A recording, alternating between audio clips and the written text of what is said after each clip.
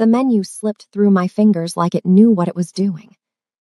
I dropped to my knees beside the booth, reaching into the shadows under the table. My hand found fabric, expensive, the kind that doesn't wrinkle, and I grabbed it for balance as I stretched for the laminated menu. Except it wasn't the seat. Heat radiated through the fabric, solid, unmistakably a thigh, and then my brain registered what my eyes confirmed when I jerked upward. The tent in his slacks was immediate, visible, straining against charcoal wool that probably cost more than my rent. Oh my God, I snatched my hand back, scrambling to my feet. I'm so sorry, I didn't mean to. He sat frozen, jaw clenched so tight I could see the muscle jump. His hands gripped the table edge, knuckles bloodless. When he finally spoke, his voice came out strangled, rough in a way that made my stomach flip. Leave. His eyes dark, burning, fixed on my face like he was trying to memorize it. Now. Not anger, something darker, something that made the hair on my neck stand up. Sir, I really didn't. Leave. I ran. Through the kitchen, past Miguel calling after me, out the back door into the alley. Rain had started, cold March rain that soaked through my polyester uniform. I didn't stop until I hit the subway, didn't breathe until the doors closed. Just a waitress. He won't remember. Rich men never remember the help. The flowers arrived at my apartment the next morning.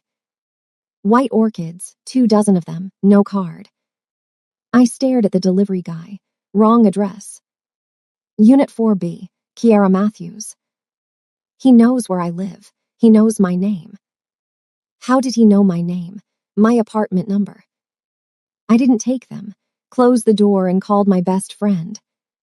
Girl, throw them out, Simone said. Rich and creepy is still creepy. But when I left for my afternoon shift, they were inside my apartment, on my kitchen counter, the door still locked. He was in here, in my space, touching my things. My hands shook as I took the stairs instead of the elevator, checking over my shoulder every 3 seconds. The restaurant manager caught me before I could clock in. Mr. Kim requested you specifically for a private dining reservation tonight. No. Kiara. I said no, Marcus. I kept my voice steady even though my pulse hammered. Give it to Ashley. He asked for you, offered $5,000. My student loan payment flashed through my head. The eviction notice I'd shoved in my junk drawer. Mom's medical bills. $4,500. 3 more months. Table 12, Marcus said. 7 o'clock. He was already seated when I approached. Same booth as yesterday. Charcoal suit replaced with navy tonight, but the same dangerous stillness. I stopped 3 feet away, far enough. Mr. Kim, professional, distant, like my hand hadn't touched him, like I hadn't seen. Sit. I'm working. I reserved the entire section. His voice was different than yesterday, controlled now, each word measured. No one will interrupt. That's not how this works. Sit, Miss Matthews, or I'll buy the restaurant. Not a joke. His eyes said he'd do it just to fire me and hire me back on terms I couldn't refuse. I sat, kept the table between us. You know my name, I said. I know everything. He slid a folder across the table, thin, expensive leather. I didn't touch it, if this is some kind of background check. You moved here 4 years ago. Columbia University, scholarship, double major African American Studies and Business. Graduated summa cum laude, 3 jobs, $63,000 in student loans. Mother in Atlanta, dialysis twice a week, father deceased. You send her money you don't have. Cold slid down my spine. That's illegal. So is breaking and entering. Yet somehow orchids appeared in your locked apartment. I stood. I'm calling the police. And tell them what? He didn't move, but something in his voice made me freeze. That a customer tipped you $20,000 for excellent service. He pulled out a check, placed it on the table, my name already printed. $20,000. Mom's dialysis for a year. Eviction notice gone. Student loans dented. What do you want? Dinner, he gestured to the empty seat. 1 hour. Answer my questions honestly, and the money is yours regardless. And if I don't? You walk away, I won't follow. He paused. Tonight. That last word hung between us, like a promise and a threat. I looked at the check, at him, at the empty restaurant beyond our cordon section. Sat down. Why me? I asked. You touched me. Simple, direct, like it explained everything. It was an accident. I know. His hands rested on the table now, no longer gripping. Long fingers, no wedding ring. It's been 3 years since anyone touched me without fear or calculation. I don't understand. I'm not asking you to. He leaned back, and I caught his scent, bergamot and something darker like smoke. Where are you from? Here we go. I'd code switched so fast my accent smoothed into something unthreatening. Atlanta. Your mother needs a transplant. Not a question, I bristled anyway. That's none of your. I can have her at the top of every list in the country by Monday. The air left my lungs. In exchange for what? Dinner, tonight, tomorrow night, however many it takes. For what? His jaw tightened. For the first time, I saw something crack in that controlled facade. To figure out why I've had 6 meetings today and remembered none of them. Why I fired my assistant for wearing the same perfume as you. Why I've been hard for 20 hours straight and my own hand doesn't work anymore. Heat flooded my face. That's you can't just. I'm not asking for sex. Each word came out clipped, precise. I'm asking for your time, your presence. I need to understand this. This. Why you? He said it like a confession, like it cost him. I've been with beautiful women, models, actresses, none of them. He stopped, started again.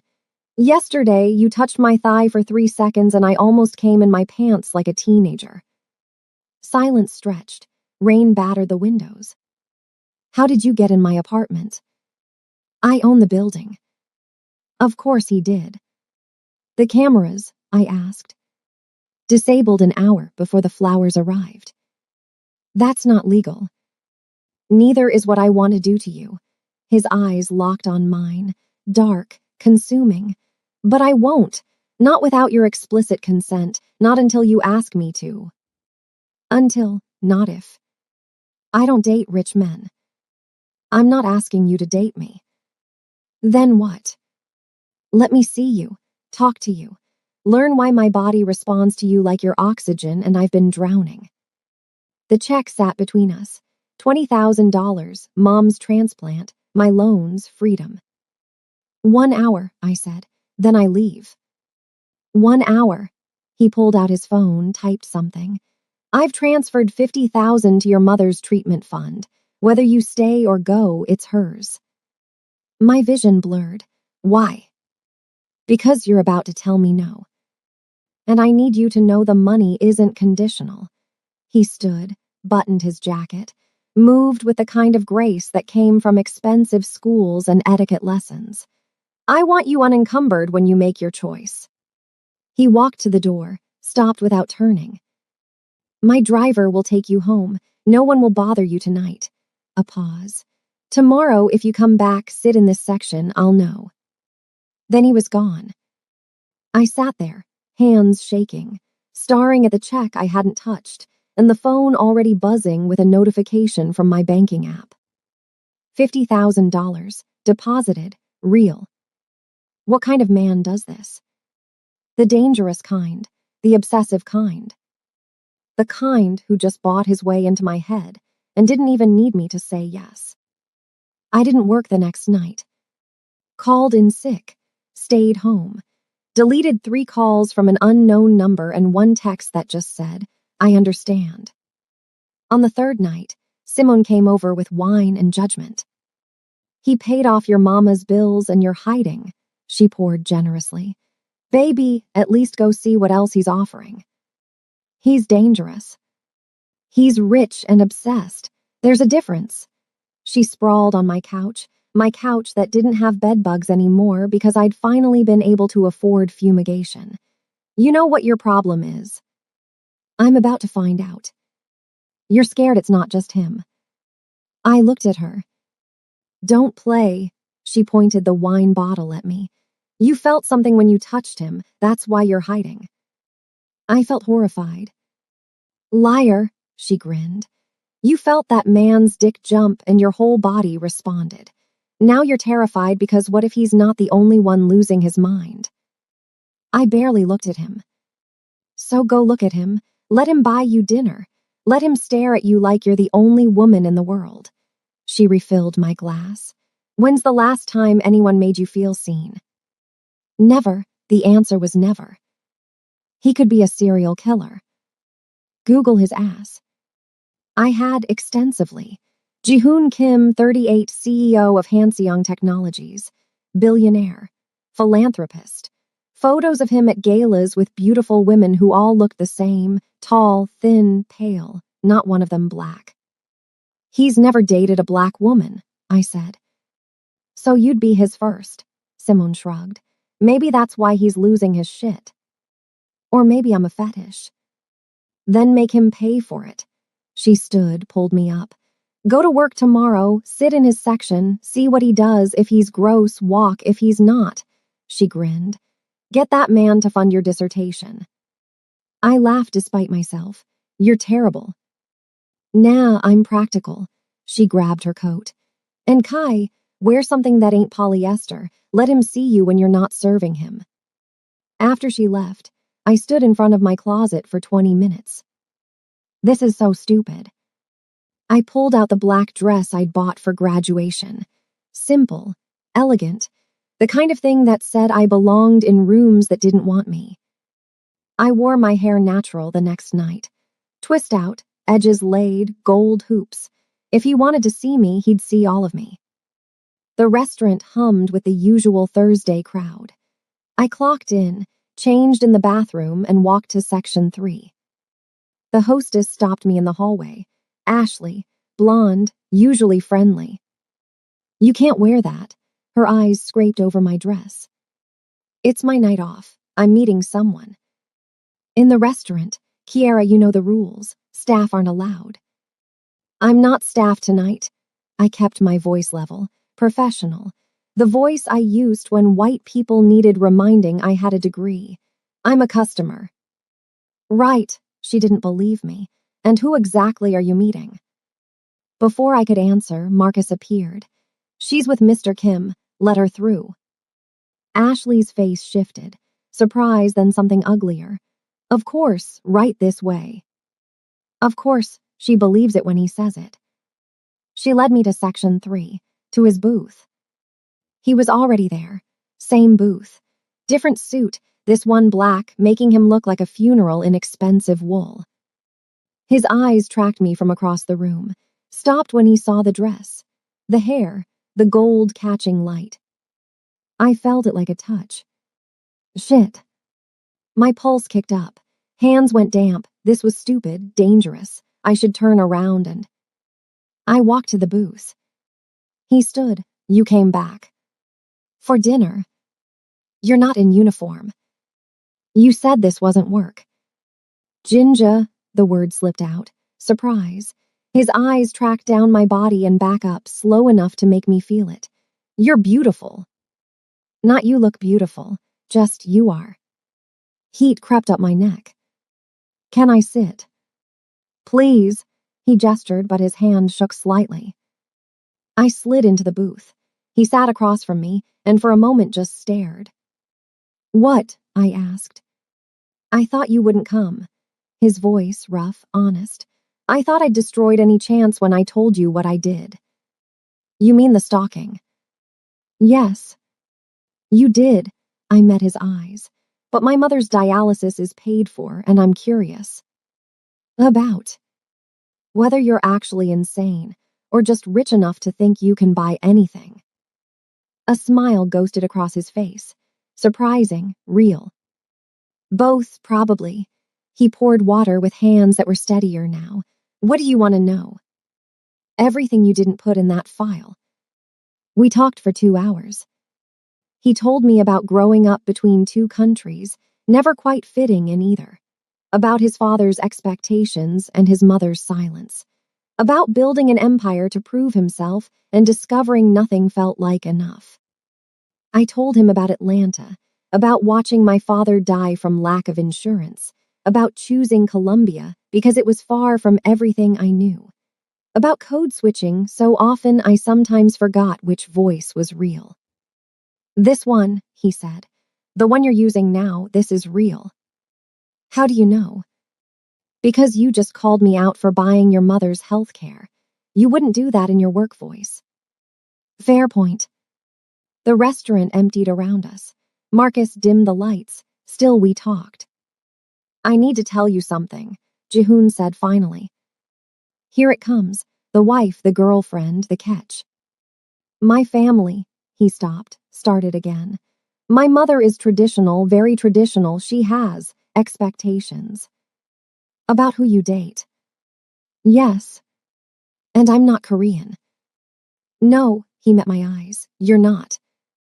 Silence stretched between us. So this is a fetish, I said. No, sharp, definitive. This is, he exhaled. A-ish, ran his hand through his hair. Frustration bled through. I don't know what this is, but it's not that. Then what? Terrifying. He leaned forward. You terrify me, because I've spent 3 days trying to talk myself out of this, and every reason I find just makes me want you more. That's not healthy. I know. He reached across the table, stopped just short of my hand. But I'm asking you to give me a chance anyway, to let me take you to dinner. Real dinner, not here, to let me, his jaw clenched, to let me try to be someone who deserves your time. Mom's transplant paid for, student loans cut in half, freedom. Or just a rich man who'll get bored. One more dinner, I said. One more dinner, relief flooded his face. Tomorrow. No, I stood. Tomorrow I have class. Tomorrow I have my life. If you want to see me, you work around my schedule, not the other way around. He stood too. What's your schedule? I'll text you. You don't have my number. Yes, I do. You called me 3 times the other night, remember? I grabbed my coat. I'll think about it and let you know. I walked toward the door, made it 5 steps before his voice stopped me. Kiera. I turned. Thank you for coming back. Something in his voice, vulnerable, grateful, desperate, made my chest tight. Don't thank me yet, I said. I haven't decided if you're worth the trouble. I left him standing there. Liar, you decided the second you put on that dress. He texted the next morning. Unknown, I can't stop thinking about you in that dress. Unknown, this is Jihoon, in case that wasn't clear. Unknown, can I see you today? I stared at my phone through my morning lecture. Ignored it. Focused on the professor discussing intersectional frameworks and systemic oppression. My phone buzzed. Unknown, I'm being too much, I'm sorry. Unknown, but I'm not sorry enough to stop. I bit back a smile. Me, I have class until 3, work at 6. Jihoon, between. Me, library, studying. Jihoon, which library? Me, why? Jihoon, so I know where to bring you coffee. This man. Me, butler, 4th floor. Jihoon, I'll be there. He showed up at 3:07. I saw him through the stacks. Black coat, sharp jaw, completely out of place among broke grad students and ancient books. He found me at my usual table, set down coffee, expensive kind, the kind that didn't come from carts. Hi, he said. Stalker. I prefer persistent. He gestured to the empty chair. May I? It's a public library. He sat. For a moment just watched me work, my pen scratching notes, highlighter marking passages. "What are you studying?" he asked. "Cultural hegemony and resistance movements." "Heavy." "Necessary." I looked up. "Why are you really here?" "I wanted to see you." "You saw me yesterday." "Not enough." He leaned back, casual, but his hands gripped the chair arms. "I know this is intense. I know I should slow down, but I can't." He stopped. "Every hour I don't see you feels wasted." "Run, this is not normal. This is dangerous." "That's not healthy," I said. "Gwenchana," he said it soft. "I know it's not okay, but I'm asking you to let me try anyway." "Try what?" "To figure out if this is real, or if I'm losing my mind." Students whispered at nearby tables, staring. At him, at us, at the clearly expensive man sitting with a clearly out-of-place black girl. "Here we go." "People are staring," I said. "Let them." "Easy for you to say." "No," his eyes locked on mine. "It's not easy because I see how they look at you, like you don't belong here in this library, at my table, in my world." His voice dropped. "But you do more than any of them." "You don't know that." "I'm learning." He stood. "I have a meeting, but tonight after your shift, will you let me take you somewhere?" "Where?" "Somewhere we can talk without people staring." "His place." He means his place. I don't know if that's smart. It's not, honest, always honest, but I'm asking anyway. I looked at him, at the coffee he'd brought, at the way he stood there, waiting, not demanding. "Text me the address," I said. Relief flooded his face. "Thank you." He left. I tried to focus on my work. Failed completely. The car arrived at 10:47. Same Mercedes. Same driver who didn't speak but held the door open like I mattered. I slid inside. Found Jihoon waiting, still in the suit from earlier but with his tie loosened, top button undone. "Hi," he said. "Hi." The car pulled away from everything I knew. "Tell me about your research," he said. "How do you know about my research?" "I read your thesis, twice." I turned to stare at him. "That's not published." "I have resources." He met my gaze without flinching.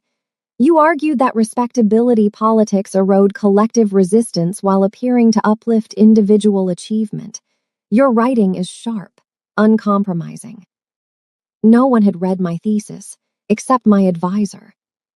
"Did you agree with it?" "No," his honesty startled me.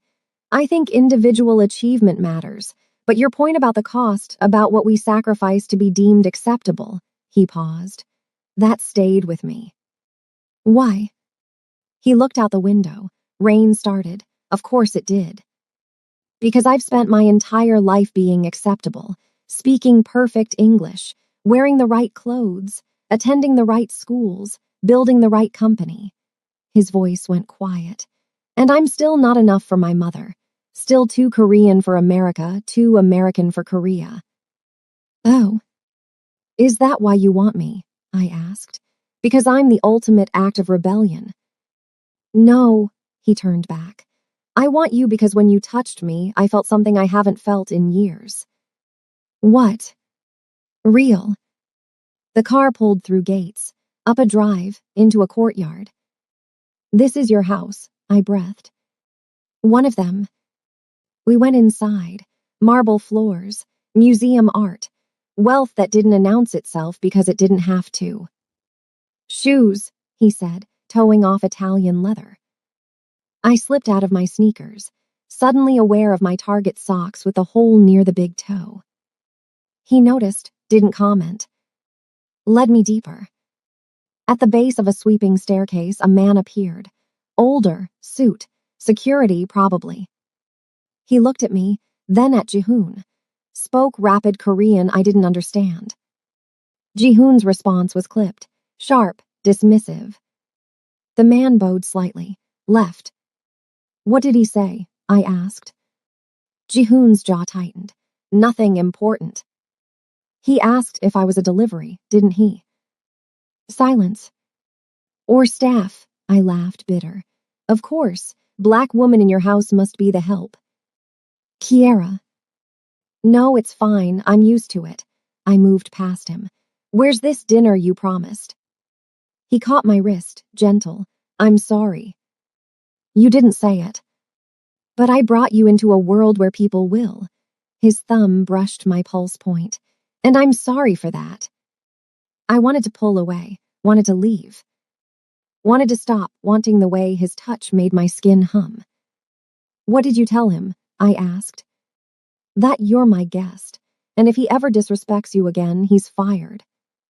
That won't change what he thinks. No, he let me go, but it'll change what he says. It's a start. We stood there, rain against windows, his scent bergamot and smoke surrounding me. This is so stupid. Different worlds, different expectations, this won't work. Come on, he said. I have a chef preparing dinner. Dinner was octopus, and beef I couldn't name, and vegetables that tasted like they'd been grown by people who whispered to plants. Everything served on pottery worth more than my car. We talked, real conversation. He asked about my research, my mother, what I wanted after graduation. Listened like my words mattered. I asked about his business, his family, why he looked so tired. I don't sleep well, he said. Since when? Since 3 days ago. Our eyes met. Heat crept up my neck. This is insane, I said. Yes. We don't even know each other.